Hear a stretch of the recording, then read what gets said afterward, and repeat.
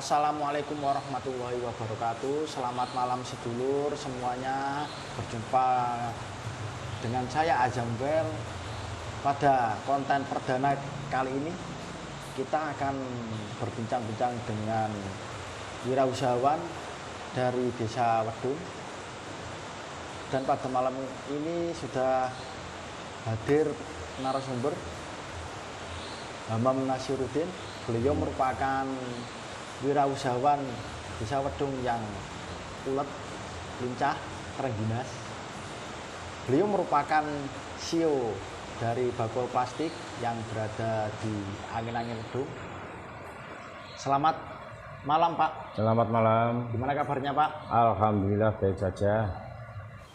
Bisa diceritakan Pak mulai perjalanan awal merintis karir sampai sekarang masih tekun ulet dalam berwirausaha?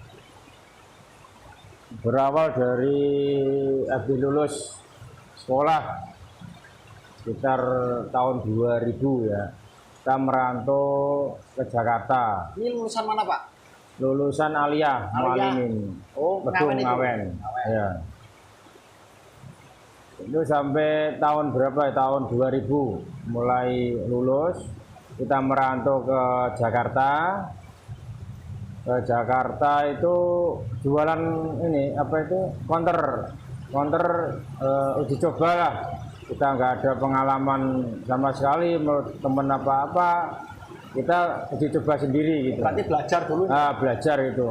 Ibaratkan kata kita daripada pendidikan, mendingan kita langsung praktek gitu. Nggak pernah ibaratkan kita belajar sama siapa, uji coba, kita merantau gitu. Jualan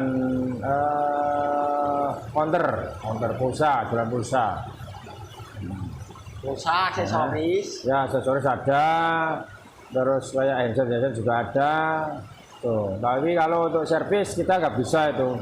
Kita spesialis jualan pulsa sama aksesoris handphone ya. Nah, itu sampai tahun berapa Pak? Kita berawal dari itu sampai tahun 10-an, ibaratkan tahun berapa ya, 15 tahun lebih. Kita menggeluti dalam bisnis pulsa lebih dari 15 tahun. Selama berusaha membuka konter, apakah Bapak membuka usaha lain Pak selain konter? Selain konter ada, dulu kita pernah mencoba es kepal juga ada. Terus jadi agen minuman juga pernah, jualan pisang kaki lima pernah. Yang terpal las itu di mana Pak? Oh, masalah las itu di Kalimantan. Kalimantan itu tahun 2007, antara 2006, 2007 itu. Ya kita ya nggak ada pengalaman las, tapi kita bisa buka las itu. Hebat ternyata sedulur. Selain membuka konter, beliau ini berusaha untuk membuka usaha di bidang las seperti pembuatan kanopi, folding gate, rolling door. Mana yang ada peluang kita sikat. Oh gitu. Ya. Berarti prinsipnya membaca peluang. Ya. Begitu ada peluang sikat. Iya. Sampai jualan trompet pernah saya. Pernah Pak? Di Jakarta. Pokoknya yang mampu duit usahakan. Ya. Ya Pak. Dari perjalanan itu, apakah ada kendala-kendala untuk gini nih? Maksudnya kendala-kendala yang dihadapi. Jadi untuk penonton kan bisa mempelajari kendala-kendala apa saja biar siap antisipasinya Pak. Setiap usaha kendala itu pasti ada. Nah, untuk mengantisipasinya. Ya, antisipasinya itu kita ya tetap semangat, tetap memantau usaha kita, gimana kita semangat. Oh gitu. Ya, gitu. Pokoknya kendala itu pasti ada. pertama kali itu membaca peluang. Ya. Begitu ada peluang, selama kita masih bisa usahakan. Ya, tiru, jalankan. Oke, begitu sedulur. Jadi kita untuk berwirausaha pertama yang dilakukan adalah membaca peluang dulu. Jadi begitu ada peluang kok masuk, sikat. Sikat. Ya, Pak. Ya. Terus setelah berusaha membuka usaha di counter, dilas. Kita di las tuh pernah naik turun itu. Tahun antara 2006 sampai 2007 sampai kita habis-habisan tuh pernah. Ya alhamdulillah nggak merasakan ya stres, apa kepikiran apa, bagaimana apa enggak itu. Ibarat kita harus pintar-pintar mencari peluang itu. Terus kita merantau lagi ke Jakarta, ya Jakarta masih ada usaha counter. Merantau lagi, kita ambil peluang pasti itu mau tahun baru. Mau tahun baru, kerja apa ini? Nggak taunya trompet. Waktu presiden siapa itu? Lupa saya tuh. Jualan trompet, naik terus. Ya kita punya semangat. Kita harus punya komitmen untuk semangat berpikir gimana caranya kita maju. Kayak gitu. Oh, berarti ketika berwirausaha dalam bisnis las, Bapak mengalami kemunduran dan dengan mengantisipasi mengalihkan ke peluang yang lain, seperti jualan trompet, menutupi. Hebat juga ya. Berjalan gitu. Ini yang dibutuhkan anak bangsa, bagaimana kita bersikap inovatif dalam berwirausaha. Nah untuk selanjutnya Pak, setelah kembali ke counter, bagaimana kondisi counter saat Bapak kembali lagi ke counter? Kondisi pas waktu aku dari Kalimantan ya biasa-biasa aja. Jadi terus kita pantau dengan kondisi, dengan zaman. Setiap tahun kan berbeda. Ibaratkan biasanya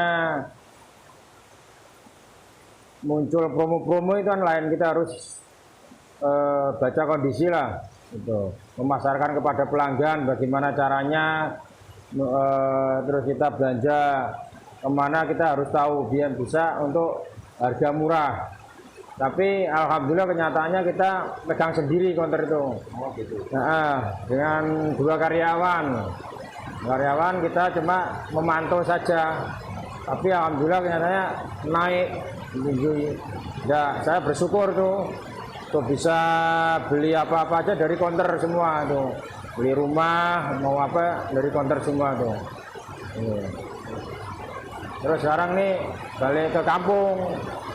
Waktu ini untuk podcast kali ini ditemani dengan hujan dan perbincangan kita semakin hangat, bukan semakin dingin.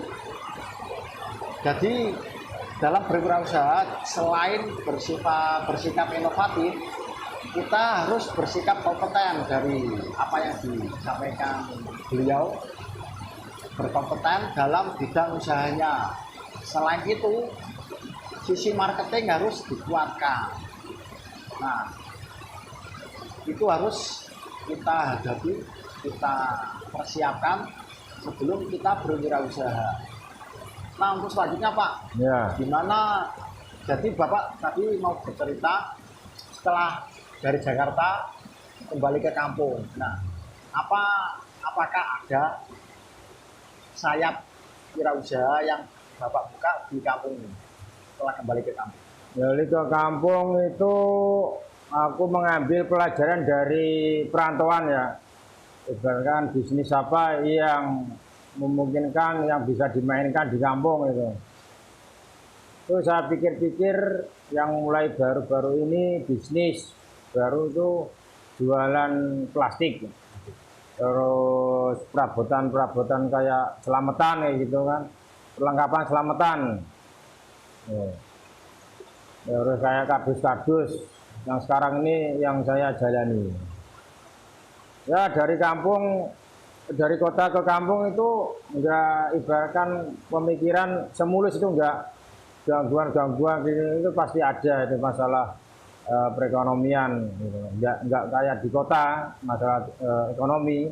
Kalau di kampung itu satu modal itu harus pasti ada, terus ambisi, semangat tuh ada harusnya itu. Kita harus semangat kalau di kampung, tenaga pasti harus siap, nggak boleh loyo tuh pasti. Kalau kita loyo santai-santai nggak bisa untuk menjalankan bisnis yang kayak plastik-plastik kayak gini. Kita perlu semangat. Oke sahabat, jadi selain inovatif, konten dan marketing yang harus diperhatikan, selain itu ada semangat dan apalagi Pak tadi harus punya keyakinan, punya keyakinan, punya ambisi. Jadi ambisi. kita harus terapkan, begitu melihat peluang ada, kita harus menyiapkan apa ya, prinsip-prinsip atau metode-metode yang kita terapkan untuk berwirausaha. Nah, untuk Bapak Hamam ini setelah kembali ke kampung dengan membawa berjuta-juta ibrah atau pelajaran yang bisa diterapkan untuk berwirausaha di kampung, dan kali ini Bapak Hamam mencoba untuk membuka wirausaha berjualan plastik dengan argumen bahwa di dunia wedung itu penuh kuliner ya Pak, ya. Usaha kuliner. Jadi Bapak Hamam ini membuka peluang, wah kita harus berjualan bahan-bahan yang dibutuhkan orang-orang wedung untuk usaha kuliner. Angin-angin ya Pak? Ya, angin-angin. Gang Nusa Indah. Gang Nusa Indah. Semoga Bapak sukses dalam berwirausaha menjual botol plastik, dan semoga yang kita obrolkan, bincangkan pada malam kali ini semoga membawa manfaat untuk kita semua. Terima kasih. Wassalamualaikum warahmatullahi wabarakatuh. Waalaikumsalam warahmatullahi wabarakatuh.